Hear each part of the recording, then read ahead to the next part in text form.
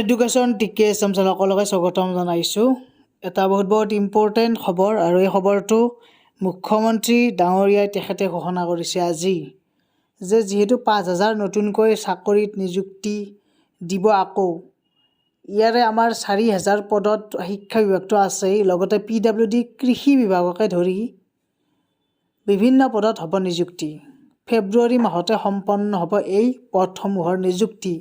মানে আমাৰ যিখিনি শিক্ষকৰ নিযুক্তি আছিল আৰু PWDৰ লগতে এগ্ৰিকালচাৰ ডিপাৰ্টমেণ্টৰ সেইবিলাক গোটেইখিনি ৰিক্ৰুটমেণ্ট ফেব্ৰুৱাৰী মাহৰ ভিতৰত ২৭ ফেব্ৰুৱাৰীৰ ভিতৰত আৰু এটা ডাঙৰ নিযুক্তি দিব পাৰিম বুলি ঘোষণা কৰিছে।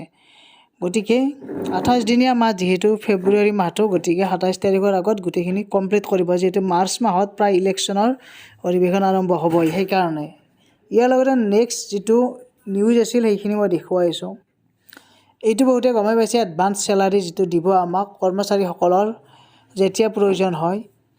গতিকে ৰাজ্যিক কৰ্মচাৰীৰ কাৰণে এইটো এটা সুখবৰ। লগতে স্বাগত সতীৰ্থ পৰ্টেল মুকলি অনুষ্ঠানত ঘোষণা কৰিছে। স্বাগত সতীৰ্থ পৰ্টেলটো হৈছে যে ট্ৰান্সফাৰৰ লগত ৰিলেটেড যিমানবিলাক ADR আছে, আছাম পুলিচ আছে, যিমানবিলাক আমাৰ ষ্টেট গভৰ্ণমেণ্ট জব আছে টিচাৰত বাহিৰে সেইখিনিৰ হয়।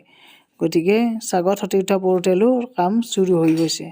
গতিকে যিসকলে ট্ৰান্সফাৰ এপ্লাই কৰিম বুলি ভাবিছে মিউচুৱেল, তেওঁলোকে কৰিব পাৰে।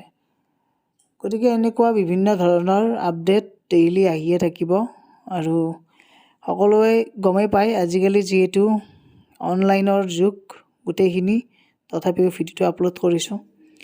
ধন্যবাদ সকলোকে আৰু শ্বেয়াৰ কৰি দিব, ছাবস্ক্ৰাইব কৰি ৰাখিব।